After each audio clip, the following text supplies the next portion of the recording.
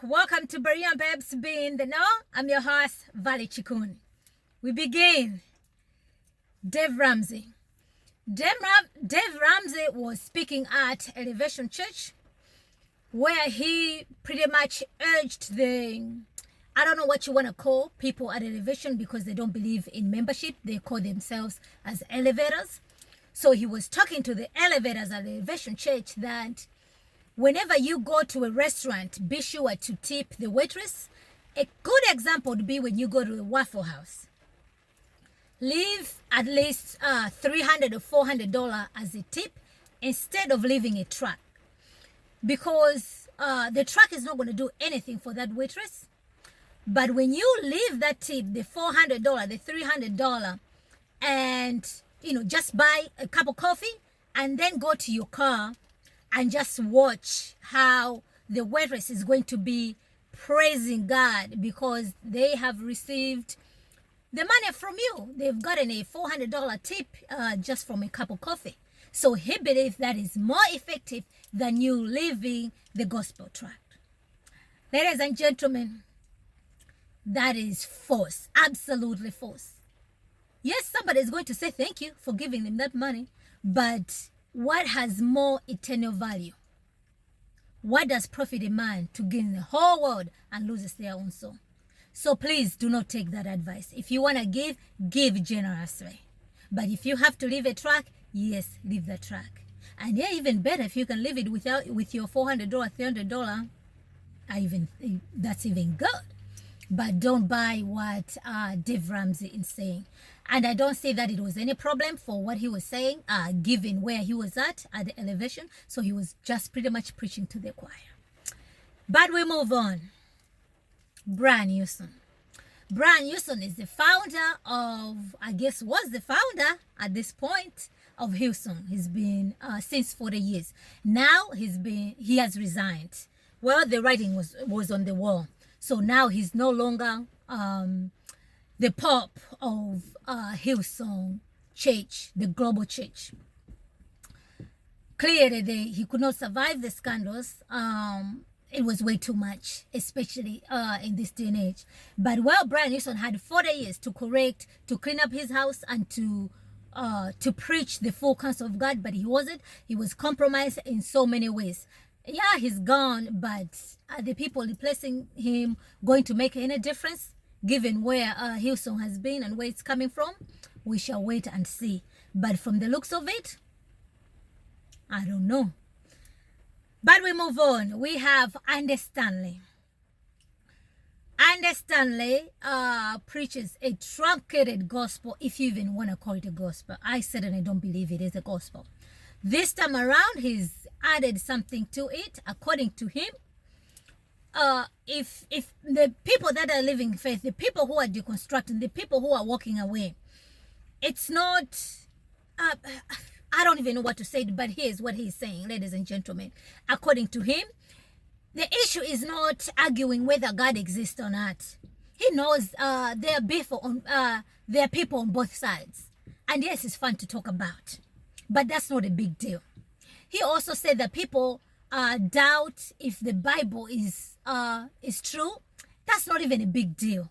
You can debate about that.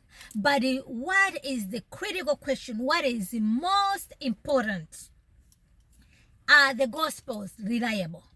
Even if just one of them is reliable, even if they are not. It's just his word, mostly reliable. Ladies and gentlemen, mostly reliable is not going to cut it. Mostly reliable is not going to cut it. If you don't believe God exists, how else are you going to believe about the Bible? If you don't believe about the Bible, how else are you going to believe in the existence of God? Let alone how are you going to affirm just one of the Gospels if it's at least mostly reliable?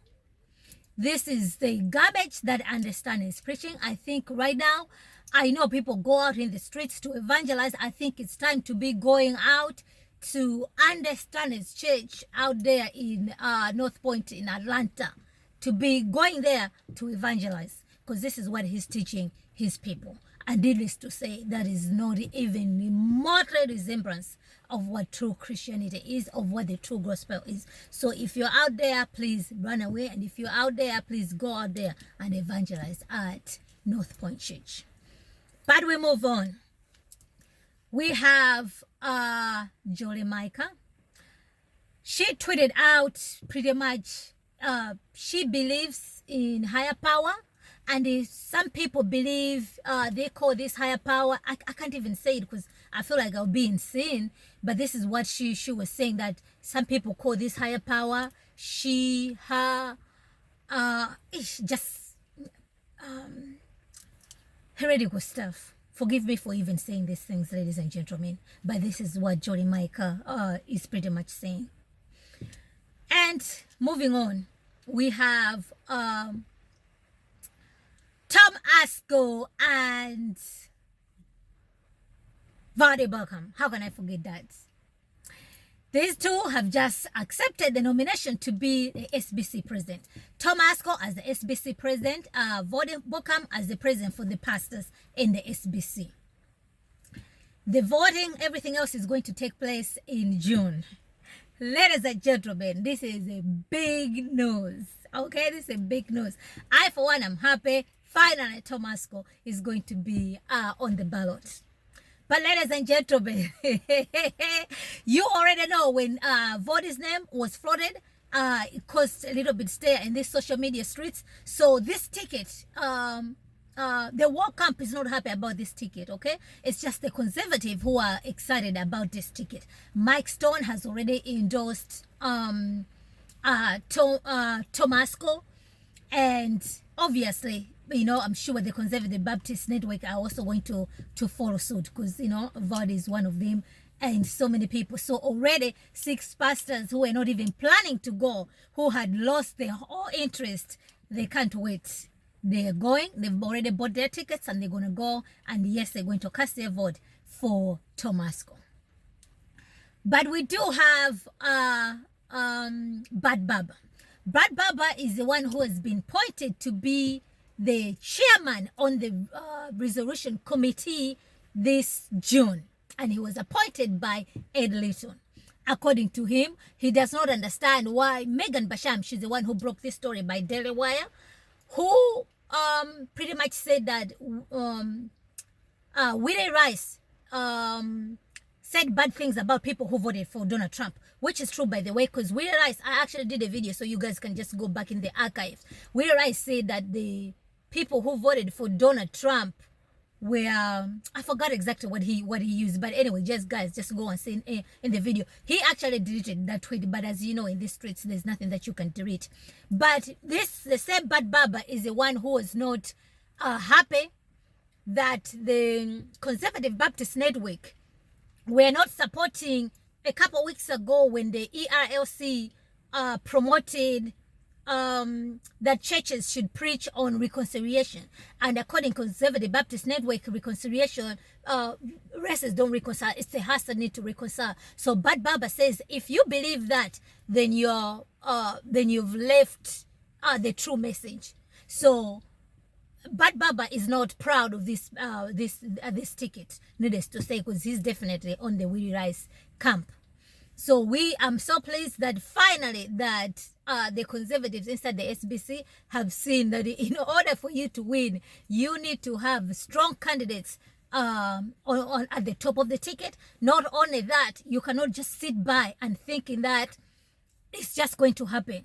So yes, you know, we already know so many people have left the SBC because they were not happy. I just wish Josh Bice could have just waited a little bit, a little bit longer not to leave. But needless to say, this has energized the conservative camp. I guess we're going to see another resurgence. I don't know. We'll see. So, you know, hey, out there, all the SBC, please go out there and vote for Tom Ascol, because nobody can question Tom Ascol.